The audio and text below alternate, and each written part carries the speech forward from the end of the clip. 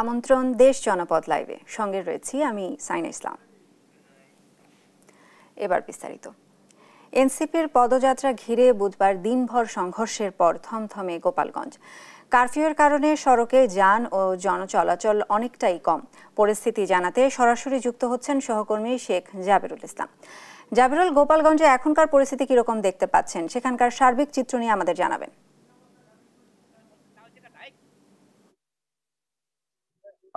আপনি জানেন যে গোপালগঞ্জে গতকাল এনসিপির কেন্দ্রীয় কমিটির যে নেতৃবৃন্দ গোপালগঞ্জে এসেছিলেন, তাদের যে পদযাত্রা ছিল, পদযাত্রার প্রোগ্রামটি শেষে সেনাবাহিনী এবং পুলিশের সাথে স্থানীয় নেতৃবৃন্দ এবং গোপালগঞ্জ আওয়ামী লীগের সমর্থিত যে সকল লোকজন রয়েছেন তাদের সাথে ব্যাপক সংঘর্ষের সৃষ্টি হয়। তারা এনসিপির কেন্দ্রীয় নেতৃবৃন্দের গাড়িতে হামলা করে। এর পরবর্তীতে আইন শৃঙ্খলা পরিস্থিতি স্বাভাবিক করতেই সেনাবাহিনী এবং পুলিশ গুলিবর্ষণ করে, এতে বেশ কয়েকজন আহত হয়। এই ঘটনার পর থেকেই আসলে এই উদ্বুদ্ধ পরিস্থিতি সামাল দিতেই জেলা প্রশাসনের পক্ষ থেকে কারফিউ জারি করা হয়। এটি 22 ঘন্টার কারফিউ। এটি গতকাল 8টা থেকে শুরু হয়, রাত 8টা থেকে শুরু হয় এবং এটি আজ বিকাল 6টা পর্যন্ত চলমান থাকবে। আর সার্বিক পরিবেশ পরিস্থিতি এবং কারফিউ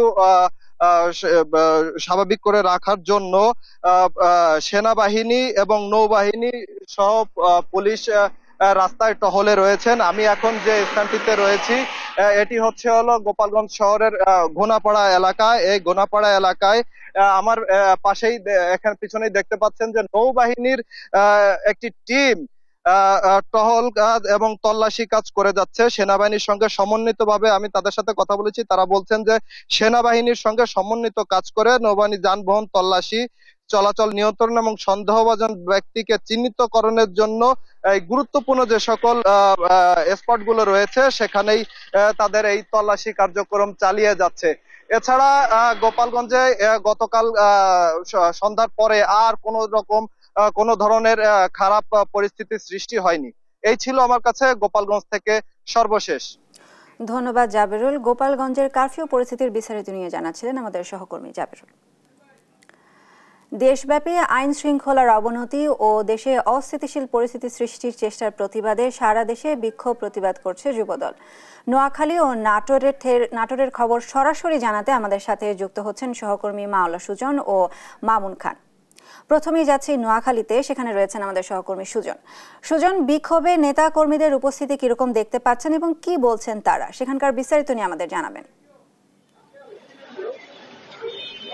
শায়না, আপনি বলছিলেন যে সারা দেশে যে যুব দলের বিক্ষোভ এবং প্রতিবাদ সমাবেশের কথা, তো সারা দেশে যে আইন শৃঙ্খলার চরম অবনতি এবং যে দেশকে অস্থিতিশীল করার চেষ্টার প্রতিবাদে যুব দলের কেন্দ্রীয় কর্মসূচির অংশ হিসাবে আজকে নোয়াখালীতে কিন্তু যুব দলের বিক্ষোভ সমাবেশ এবং প্রতিবাদ সমাবেশ অনুষ্ঠিত হবে।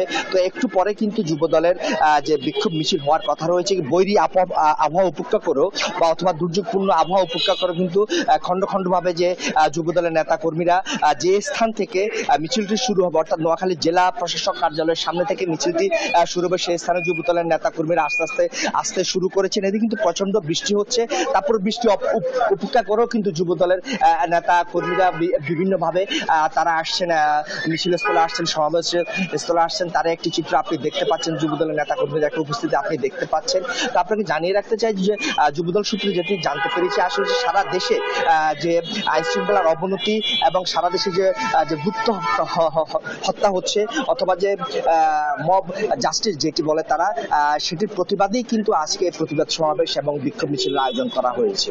তো তারা আসলে যুবদলের নেতা কর্মীরা বলছেন যে সরকারের প্রতি দাবি জানিয়েছেন যে আইন শৃঙ্খলা যে পরিস্থিতি সেটিকে উন্নতি করা, একই সাথে যে হত্যা হচ্ছে, খুন হচ্ছে, রাহাজানি হচ্ছে, এগুলো বন্ধ করার জন্য তারা যে সরকারের কাছে দাবি জানিয়েছেন। এছাড়া তারা আরো বলছেন যে এইভাবে যদি আইন শৃঙ্খলা অবনতি হতে থাকে অথবা যদি খুন বাড়তে থাকে তাহলে কিন্তু যে দেশের আইন শৃঙ্খলা একেবারে ভেঙে পড়বে এবং যে পরিস্থিতি হয়তো নিয়ন্ত্রণের বাইরে চলে যাবে। এছাড়া তারা দাবি করেছেন যে এই পরিস্থিতিকে উন্নত করতে হলে অথবা এই পরিস্থিতিকে উত্তরণের একমাত্র পথ হচ্ছে নির্বাচন। যদি নির্বাচন অবিলম্বে নির্বাচন যদি ঘোষণা করা হয় হয়তোবা যে দেশের মানুষ নির্বাচন দিকে ঝুঁকে পড়বে এবং একই সাথে যে যারা এইসব হত্যাকাণ্ড বা যারা আইন শৃঙ্খলা অবনতির সাথে জড়িত তারা আর সে সুযোগ পাবে না বলে তারা বলছেন। তো আমি এখন এই বিষয়ে চলে যাব নওগাঁতে, সেখানে রয়েছেন আমাদের সহকর্মী, সর্বশেষ পরিস্থিতি আমাদেরকে জানাবেন নওগাঁ।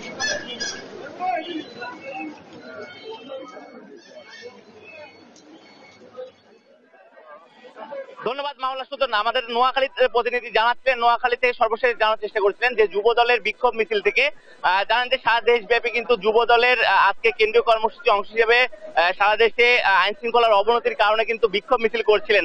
আমরা জানবো নাটোর জেলা যুব দলের যিনি সভাপতি রয়েছেন তার কাছে কি প্রোগ্রাম, তার কাছে কি নিয়ে বিক্ষোভ করছেন আপনারা? বর্তমান যে সরকার, সেই সরকারের যে দায়িত্ব পালন করার কথা আসলে তারা কোনো দায়িত্বই পালন করতে পারছে না। আর তারই প্রতিবাদে আজকে কেন্দ্রীয় যুব দলের, আপনারা এটি জানবেন যে 5ই আগস্টের পর যুবদল বৃহৎ কোনো কর্মসূচি দেয় নাই। আপনারা এই দক্ষিণ এশিয়ার বৃহৎ একটি সংগঠন বাংলাদেশ জাতীয়তাবাদী যুবদল, এই যুবদলের প্রথম যে কর্মসূচিটি ঘোষণা করলো, দুর্ভাগ্য হলো সত্য, সেটি এই ফ্যাসিস্ট হাসিনা পালানোর পরে সেটিও সরকারের বিরুদ্ধে দিতে হলো।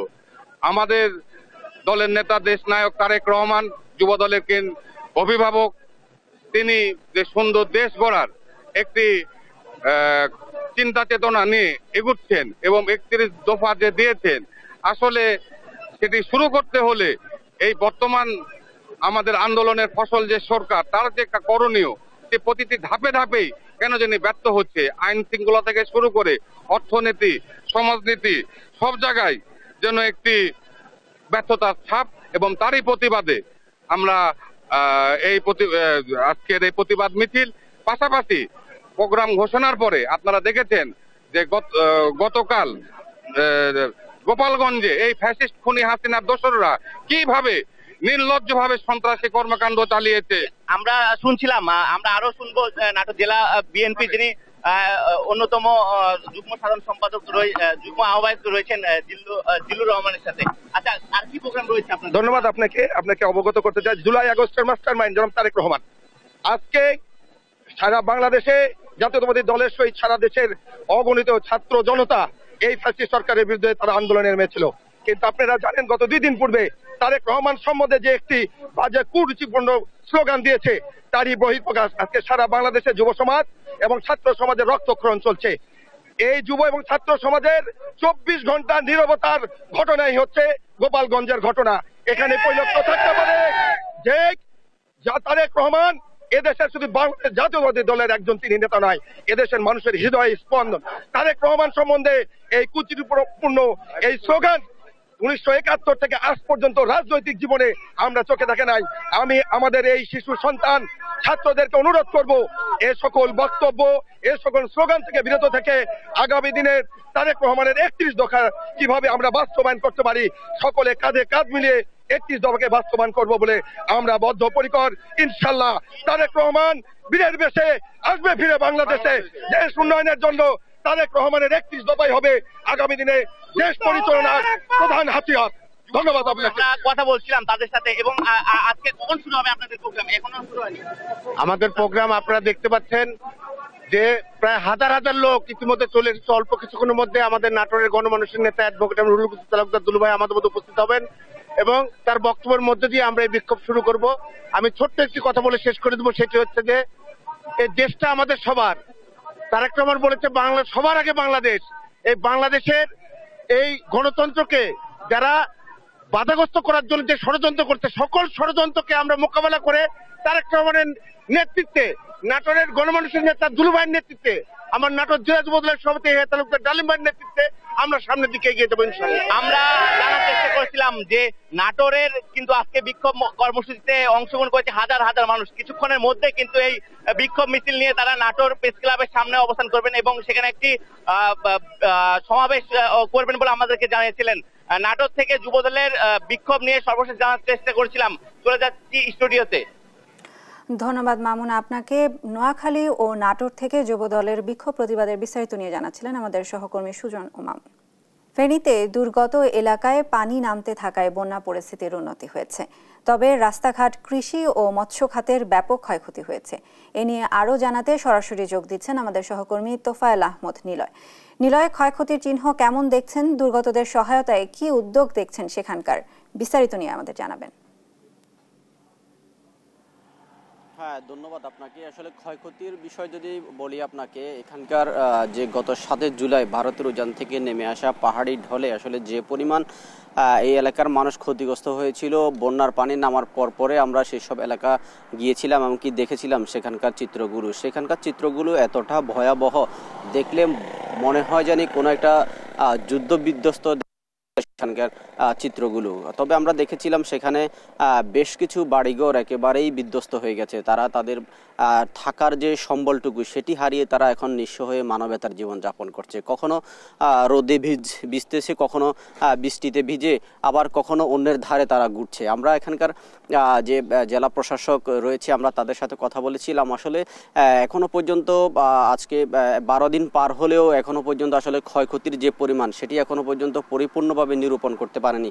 আমরা দেখেছি এখানকার বিভিন্ন সংশ্লিষ্ট যে সকল কৃষি, মৎস্য, প্রাণী সম্পদ এবং অন্যান্য সড়ক বিভাগ সহ অন্যান্য দপ্তরের সাথে কথা বলে যেটি দেখেছি, প্রায় এখনো পর্যন্ত 150 কোটি টাকার মতো ক্ষতি হয়েছে বলে কিন্তু আমরা প্রাথমিকভাবে জানতে পেরেছি। তবে এখানকার কৃষি কর্মকর্তা আতিকুল্লার সাথে কথা বলেছিলাম, তিনি বলেছিলেন যে 5800 হেক্টর জমি ক্ষতি হয়েছে। এই 5800-এরও অধিক পরিমাণ হেক্টর জমির প্রায় 29,000 কৃষক এখানে ক্ষতিগ্রস্ত হয়েছে বলে তিনি আমাদেরকে জানিয়েছেন। তবে এই কৃষকদের 123 কোটি টাকার মতো ক্ষতি হয়েছে বলে তিনি আমাদেরকে জানিয়েছেন। সেখানে আসলে বিশেষ করে প্রান্তিক পর্যায়ের যে কৃষক রয়েছে তারা বেশি ক্ষতিগ্রস্ত হয়েছে। তাদের যে এবারে যে আবাদ করা ছিল সেগুলো প্রায় 2900-2900 অধিক পরিমাণ একেবারে বিনষ্ট হয়েছে বলে তিনি জানিয়েছিলেন। তবে কৃষির যে ক্ষয়ক্ষতি সেটি কিন্তু পরিপূর্ণভাবে তিনি নিরূপণের তথ্য আমাদেরকে জানিয়েছিলেন। এছাড়া আমরা এখানকার মৎস্য কর্মকর্তার সাথে কথা বলেছি। মৎস্য কর্মকর্তা আমিনুল ইসলাম আমাদেরকে জানিয়েছেন যে এখানে বন্যায় 2330টি পুকুর পানির নিচে তলিয়ে গেছে। সেই পরিমাণে সেখানে তাদের প্রায় 8,71,00,000 টাকার মতো ক্ষতি হয়েছে বলে আমাদেরকে এখানকার মৎস্য কর্মকর্তা জানিয়েছেন। এছাড়া আমরা এখানকার প্রাণী সম্পদ দপ্তরের সাথে কথা বলেছি। এখানকার প্রাণী সম্পদ দপ্তর বলছেন যে এখানকার যে প্রান্তিক পর্যায়ের যে সকল খামারি রয়েছে, যেমন হাঁস, মুরগি এবং কি গবাদি পশুর যে খামারগুলো রয়েছে, এইসব খামারগুলো কিন্তু সবচেয়ে বেশি ক্ষতিগ্রস্ত হয়েছে বলে এখানে তিনি আমাদেরকে জানিয়েছেন। এই যে ক্ষতিগুলো হচ্ছে প্রাণী সম্পদের 1,38,00,000 টাকার মতো ক্ষতি হয়েছে বলে কিন্তু তিনি জানিয়েছেন। তবে এখানকার যে চিত্র আমরা দেখেছি, জেলা প্রশাসনের পক্ষ থেকে এখনো পরিপূর্ণ যে মানুষের আসবাবপত্র ক্ষতি হয়েছে সেই সব তথ্য কিন্তু এখনো দিতে পারেনি। সেই সব বিষয়ের জন্য তারা মাঠে কাজ করছে এমনটি তথ্য কিন্তু তারা দিচ্ছে। তবে এখানকার পানি উন্নয়ন বোর্ড আমরা দেখেছি গত 2 দিনে প্রায় 10টি বাঁধের যে 41টি বাঁধ ভেঙেছিল তার মধ্যে 10টি বাঁধের মেরামত কাজ তারা করছে। তো এই ছিল আমার কাছে ফেনীর বন্যার ক্ষয়ক্ষতি নিয়ে সর্বশেষ তথ্য। ধন্যবাদ নিলয় আপনাকে। ফেনী থেকে বন্যা দুর্গত এলাকার ক্ষয়ক্ষতির বিস্তারিত নিয়ে জানাচ্ছিলেন আমাদের সহকর্মী নিলয়। সাতক্ষীরা ও নওগাঁয় সামান্য বৃষ্টিতেই সৃষ্টি হয় জলাবদ্ধতা। এতে চরম ভোগান্তিতে পড়তে হয় জেলার বাসিন্দাদের। এ নিয়ে বিস্তারিত জানাতে সরাসরি যুক্ত হচ্ছেন আমাদের সহকর্মী শরীফুল্লাহ কায়সার সুমন ও কামাল হোসেন। প্রথমেই যাচ্ছি সাতক্ষীরায়। সুমন, জলাবদ্ধতা নিরসনে প্রশাসনের পক্ষ থেকে স্থায়ী কোনো ব্যবস্থা নেওয়া হয়েছে কিনা সেখানকার বিস্তারিত নিয়ে আমাদের জানান। সায়না, সাতক্ষীরা সদর উপজেলার যে জলাবদ্ধতা, এই জলাবদ্ধতা অনেকটা কিন্তু স্থায়ী রূপ লাভ করেছে। টানা কয়েকদিনের যে বৃষ্টি, সেই বৃষ্টির সাথে যে অপরিকল্পিত যে মৎস্য চাষ, বিশেষ করে চিংড়ি চাষ, সেই চাষের কাছে যেন আত্মসমর্পণ করেছে জেলা এবং উপজেলা প্রশাসন। উপজেলা প্রশাসন কিন্তু ব্যাপক তৎপরতা চালিয়েছে, ঘের মালিকদেরকে অনুরোধ করেছে তারা যেন নদী এবং খালের যে পানি নিষ্কাশনের যে পথ সেগুলো যেন ছেড়ে দেয়। কিন্তু বাস্তব চিত্র হচ্ছে সেটির কিন্তু আসলে কার্যকর কোনো যে সমাধান, সেই সমাধান কিন্তু দৃশ্যমান হয়নি। আপনি দেখতে পাচ্ছেন যে উপজেলা, সদর উপজেলার মধ্যে এই চিত্র আমি একটু দেখানোর চেষ্টা করছি যে সদর উপজেলার মধ্যে কি অবস্থা, এখানে পানি ভর্তি অবস্থা, এবং একই সাথে এই যে এ পাশেও আমি দেখানোর চেষ্টা করছি যে মানুষ কি কষ্ট নিয়ে, কি দুর্ভোগ হয়ে এখানে যাতায়াত করছে। যে কোনো সময় যে কোনো দুর্ঘটনা ঘটে যাচ্ছে। আপনাকে জানিয়ে রাখি যে ইতিমধ্যে কিন্তু একটি ছোট্ট 6 বছরের শিশু সন্তান পানিতে ডুবেও কিন্তু মারা গিয়েছে ধুলিহারের গোবিন্দপুর গ্রামের একটি ছোট্ট শিশু। এবং নানা ধরনের ক্ষয়ক্ষতি তো হচ্ছেই, শিক্ষা কার্যক্রম ব্যাহত হচ্ছে। আপনাকে বলে রাখি চলছে এইচএসসি পরীক্ষা, এই ইন্টারমিডিয়েট পরীক্ষার সময় সাতক্ষীরা সরকারি কলেজ রোড একদম পরিপূর্ণভাবে প্লাবিত হয়ে আছে। এখানে যেসব ছাত্র শিক্ষার্থীরা পড়ে যে তারা ভিজে যাচ্ছে, সেই অবস্থায় কিন্তু তারা তাদের নির্দিষ্ট পরীক্ষাটিও দিচ্ছে। এই চিত্র বিভিন্ন শিক্ষা প্রতিষ্ঠানও কিন্তু আজকে প্লাবিত। আজকে কৃষির ব্যাপক ক্ষতি হয়েছে, একই সাথে যে মৎস্য সম্পদ, যে ঘেরগুলোর কারণে আজকে এই জলাবদ্ধতা সৃষ্টি হয়েছে, সেই ঘেরের চিত্র কিন্তু আসলে ভালো না। তাদের ঘেরগুলো প্লাবিত হয়ে গিয়েছে এবং তারাও দুরবস্থার মধ্যে রয়েছে। সামগ্রিকভাবে আপনি যে প্রশাসনের কথা বলছেন, সেই প্রশাসন যদি কার্যকর পদক্ষেপ নিতে ব্যর্থ হয়, তাহলে এই জলাবদ্ধতা যেটা আমি স্থায়ী রূপ লাভ করেছে বলছি, সেটা আরও দীর্ঘায়িত হবে এবং এর সমাধান হওয়া খুব দুষ্কর হয়ে পড়বে। এই ছিল সাতক্ষীরার যে জলাবদ্ধতার যে দুঃখজনক পরিস্থিতি, তার সর্বশেষ। দর্শক, আমরা এখন উত্তরে নিয়ে যাচ্ছি আপনাদেরকে, নওগাঁ জেলায়। সেখানে আমাদের সহকর্মী কামাল তিনি জানাচ্ছেন সেখানকার এই যে অতিবৃষ্টি এবং অতিবৃষ্টির ফলে যে জলাবদ্ধতা সৃষ্টি হয়েছে, সেই পরিস্থিতির চিত্র আপনাদের এখন সামনে তুলে ধরছে। আপনি যেমনটি বলছিলেন, উত্তরে জেলা নওগাঁয় একেবারেই একটা শহরের, আমি যে জায়গাটা দাঁড়িয়ে আছি একেবারে শহর পাড়া বলা যেতে পারে, শহরের অফিস পাড়া বলা যেতে পারে। আমার ডান পাশে রয়েছে একটি শিক্ষা প্রতিষ্ঠান এবং বাম পাশে একটি শিক্ষা প্রতিষ্ঠান এবং পিছন দিকে রয়েছে একটি হাসপাতাল এবং এখান থেকে 100 গজের মতো রয়েছে কৃষি অফিস, নির্বাচন অফিস, উপজেলা পরিষদ। ঠিক এরকম একটা জনগুরুত্বপূর্ণ একটা অফিস পাড়ার যে চিত্র যদি বলি, যে এইখানে বছরের 6 মাসের মধ্যে 6 মাস বেহাল অবস্থা থাকে এবং 3 মাস জলাবদ্ধতা থাকে এবং হাঁটু পরিমাণ পানি থাকে। এখানে আজ থেকে 2 দিন আগে এখানে বৃষ্টি হয়েছে এবং এখন পর্যন্ত 1 হাঁটু পরিমাণ পানি। এখানে অত্যন্ত জনগুরুত্বপূর্ণ রাস্তা, এখানে প্রতিদিন হাজার হাজার মানুষ এই রাস্তায় চলাচল করে।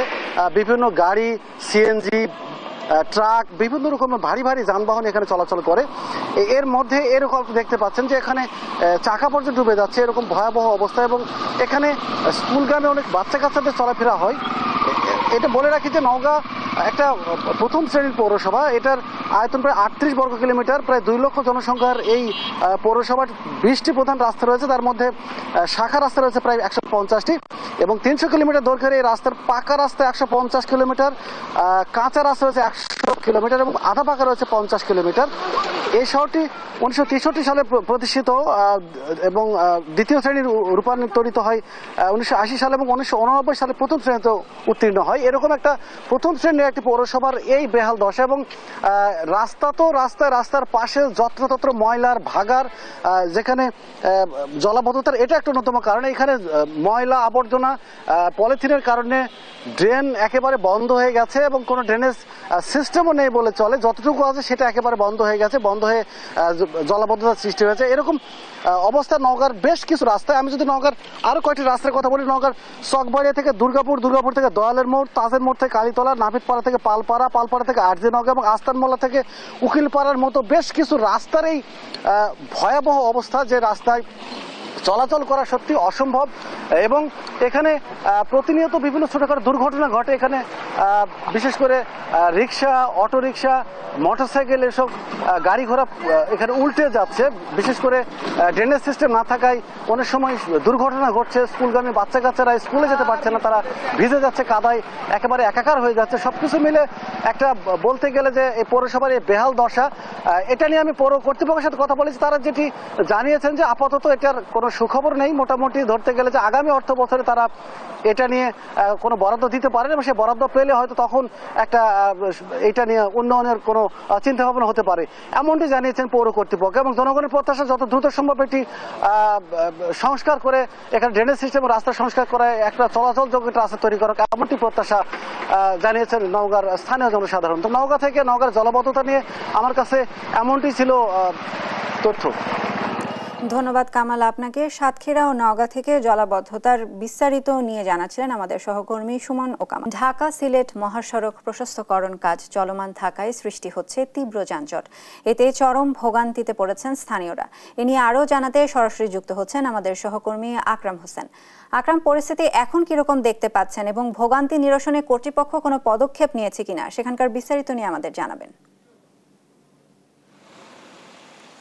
শায়না, আমি রয়েছি ঢাকা সিলেট মহাসড়কের বাসাইল এলাকায়। আপনি যেটা বলছিলেন যে ঢাকা সিলেট মহাসড়ক 6 লাইনের কাজ, নির্মাণ কাজ চলছে, প্রশস্তীকরণ কাজ চলছে এবং এই 6 লাইন কাজ চলার কারণে আমরা যেটা দেখতে পাই যে নরসিংদীর যে 52 কিলোমিটার অংশ, এই 52 কিলোমিটার অংশের বিভিন্ন জায়গায় এক পাশে এবং বিভিন্ন জায়গায় দুই পাশে কাজ চলার কারণে আমরা দেখতে পাই যে গাড়ির ধীরগতি হওয়ার ফলে অনেক জায়গাতেই যানজটের সৃষ্টি হয়। বিশেষ করে কান্দাইল, মাধবদী, শেখারচর, পাঁচদোনা মোড় বিশেষ করে এবং ভেলনাগর এবং ইটাখোলা আমরা দেখতে পাই যানজটের সৃষ্টি হয়। এবং বিশেষ করে আমরা যেটা দেখতে পাই যে এই নির্মাণ কাজ চলার কারণে রাস্তার বিভিন্ন জায়গায় ছোটো বড়ো কানাকন্দনের সৃষ্টি হয়। এবং বর্তমানে আমি দেখতে পাই যে নরসিংদীতে সকাল থেকেই বৃষ্টি হচ্ছে এবং এখনও রয়েছে গুড়ি গুড়ি বৃষ্টি।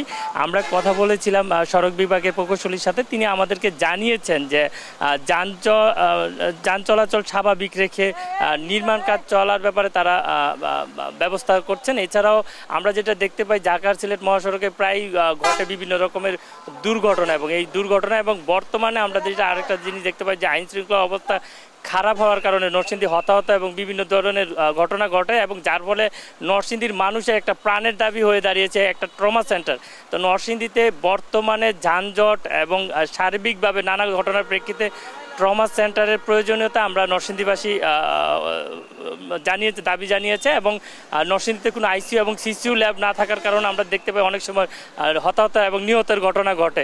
সো আমি নরসিংদী ঢাকা সিলেট মহাসড়কের বাসাইল থেকে এই যানজটের পরিস্থিতি জানাচ্ছিলাম। আমরা আরেকটা জিনিস যেটা আমার পিছনেই রয়েছে ভেলেনাগর, যেখানে আমরা দেখতে পাই বিভিন্ন সময় অপ্রত্যাশিতভাবে বিভিন্ন রাজনৈতিক কর্মকাণ্ডের কারণে যানজটের সৃষ্টি হয়, যার ফলে আমরা দেখতে পাই যে পাঁচদোনা এবং চৌসুন্দর এবং ইটাখোলা যে মোড় এই দিক থেকে যান চলাচলের ফলেও দেখতে পাই অনেক সময় যানজটের সৃষ্টি হয়। তো নরসিংদীর বাসাইল থেকে যানজট সমস্যা নিয়ে এই ছিল আমার কাছে সর্বশেষ। রাজধানীর নয়াপল্টনে বিএনপির কেন্দ্রীয় কার্যালয়ের সামনে থেকে মিছিল বের করেছে কৃষক দল।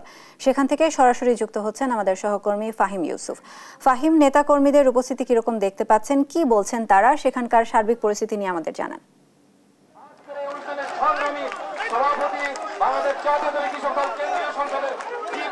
আমরা এখন রাজধানীর নয়াপল্টনে যে বিএনপির কেন্দ্রীয় কার্যালয় রয়েছে, কেন্দ্রীয় কার্যালয়ের ঠিক সামনে অবস্থান করছি। বর্তমানে কিন্তু এখানে দেখা যাচ্ছে বাংলাদেশ জাতীয়তাবাদী কৃষক দলের আয়োজনে এখানে একটি বিক্ষোভ সমাবেশ এবং মিছিলের আয়োজনের ঠিক পূর্ব প্রস্তুতি চলছে। এখানে দেখতে পাচ্ছেন যে বিপুল পরিমাণে নেতাকর্মী কিন্তু ঢাকা এবং ঢাকা সহ আশপাশে যে অঞ্চল রয়েছে সেখানকার বিভিন্ন জায়গা থেকে নেতাকর্মীরা এখানে একে একে আসছেন। 11:30টায় মিছিলটি শুরু হওয়ার কথা থাকলেও কিন্তু দেখা যাচ্ছে যে বৃষ্টি এবং বৈরী আবহাওয়ার কারণে নেতাকর্মীরা ধীরে ধীরে আসছেন এবং কেন্দ্রীয় নির্দেশনা অনুযায়ী কিছুক্ষণ পরে মিছিলটি শুরু হওয়ার কথা রয়েছে।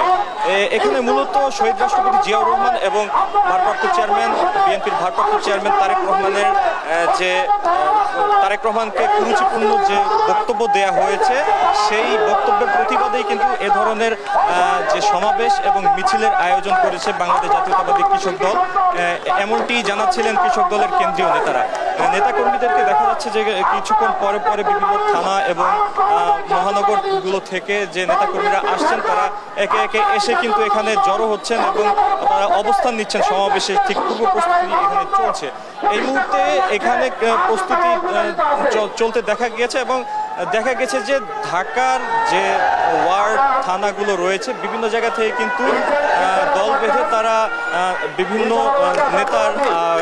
নেতাদের মাধ্যমে কিন্তু তারা এখানে আসছেন এবং স্লোগানে কিন্তু তারা জানান দিচ্ছেন যে তারেক রহমানকে নিয়ে যে কুরুচিপূর্ণ বক্তব্য দেয়া হয়েছে সেটার প্রতিবাদ তারা জানাচ্ছেন। তারা বলছেন যে এ ধরনের কুরুচিপূর্ণ বক্তব্য তারা গণতান্ত্রিক রাষ্ট্রে কামনা করেন না। তারা বলছেন যে এ ধরনের কুরুচিপূর্ণ বক্তব্য যদি একাধারে দিতে থাকে সেক্ষেত্রে গণতন্ত্র হুমকির মুখে পড়বে, এমনটা মন্তব্য কিন্তু করছেন নেতাকর্মীরা। এছাড়া কিছুক্ষণ পরেই কিন্তু এখানে উপস্থিত হওয়ার কথা রয়েছে বিএনপির সিনিয়র যুগ্ম মহাসচিব রুহুল কবির রিজভী। এছাড়া এখানে উপস্থিত রয়েছেন কৃষক দলের যে কেন্দ্রীয় নেতারা, তারা কিন্তু এখানে উপস্থিত রয়েছেন। কেন্দ্রীয় সংসদের সভাপতি, সেক্রেটারি সহ কিন্তু বিভিন্ন মহানগর এবং জেলা পর্যায়ের অনেক নেতাদেরকেও এখানে দেখা গেছে। বিগত কয়েকদিন ধরে আমরা দেখতে পাচ্ছিলাম যে বিএনপির যে অঙ্গ সংগঠনগুলো রয়েছে, ছাত্রদল, যুবদল এবং একাধারে স্বেচ্ছাসেবক দল সহ বিভিন্ন অঙ্গ সংগঠন কিন্তু একে একে এখানে প্রতিবাদ সভা আয়োজন করে প্রতিবাদ সভা এবং প্রতিবাদ মিছিল, বিক্ষোভ সমাবেশ এখানে তারা করছিলেন। সকালে কিন্তু একটি দাবি ছিল যে জিয়াউর রহমানের ছবিতে পাড়া দেওয়ার যে ঘটনাটি ঘটেছে সেটি এবং বিএনপির ভারপ্রাপ্ত চেয়ারম্যানের সম্পর্কে যে মন্তব্য করা হয়েছে সেই মন্তব্যকে ঘিরেই কিন্তু মূলত এই ধরনের পরিস্থিতি সৃষ্টি হয়েছে এবং নেতাকর্মীরা কিন্তু বারবার একটি কথাই বলছেন যে তারা মূলত প্রতিবাদ জানাতে চান এবং প্রতিবাদের ভাষা হিসেবে তারা বিভিন্ন স্লোগানে কিন্তু এখানে অনেকটা উত্তাল দেখা যাচ্ছে। এই মুহূর্তে এখানে আমরা দেখতে পাচ্ছি যে বিভিন্ন থানা থেকে একে একে যে ধরনের মিছিলগুলো আসছে মিছিলের ঠিক অগ্রভাগে এখানে যদি আমরা দেখাতে চাই যে বর্তমানে এখানকার পরিস্থিতি, যে নেতাকর্মীরা কিন্তু বিভিন্ন স্লোগানে এখানে মুখর করে তুলছে। এই মুহূর্তে আমরা যদি একজনের সাথে একটু কথা বলি যে আপনাদের মূলত এখানে দাবিটা কি এবং কেন এখানে বিক্ষোভ সমাবেশ করছে? দেশনায়ক জনাব তারেক রহমানের বিরুদ্ধে ধারাবাহিক যে ষড়যন্ত্র হচ্ছে তার প্রতিবাদে এবং মিরপুর থেকে খুলনা পর্যন্ত সহ বা সারা বাংলাদেশে যত খুন হয়েছে তার বিচারের দাবিতে আমরা আজকে এখানে এসেছি বিক্ষোভ মিছিল এবং সমাবেশে। আমরা দেখতে পাচ্ছিলাম যে তারেক রহমানকে নিয়ে কুরুচিপূর্ণ মন্তব্যের প্রতিবাদ জানাতে মূলত কেন্দ্রীয় নেতারা এখানে বক্তব্য দিচ্ছিলেন কিছুক্ষণ আগে। তো এই নিয়ে আপনাদের আমাদের প্রতিক্রিয়া শুধু তারেক রহমানকে নিয়ে কটূক্তি করতে তা না, আমাদের শহীদ রাষ্ট্রপতি জিয়াউর রহমানের বিরুদ্ধে তারা বিষাদাঘাত করেছেন।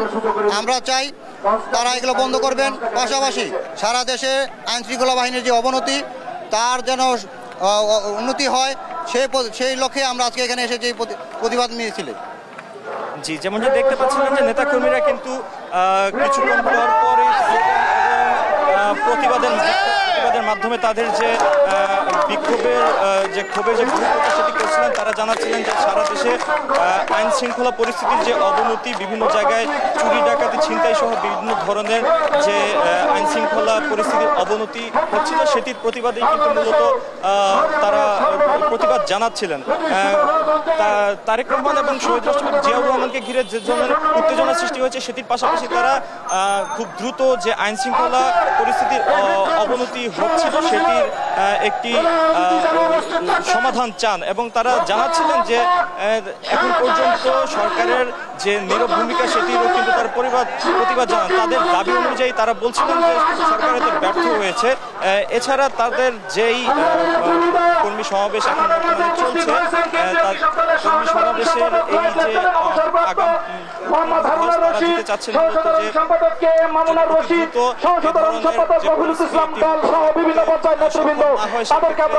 সরকারকে তারা এক ধরনের চ্যালেঞ্জ ছুড়ে দিচ্ছে।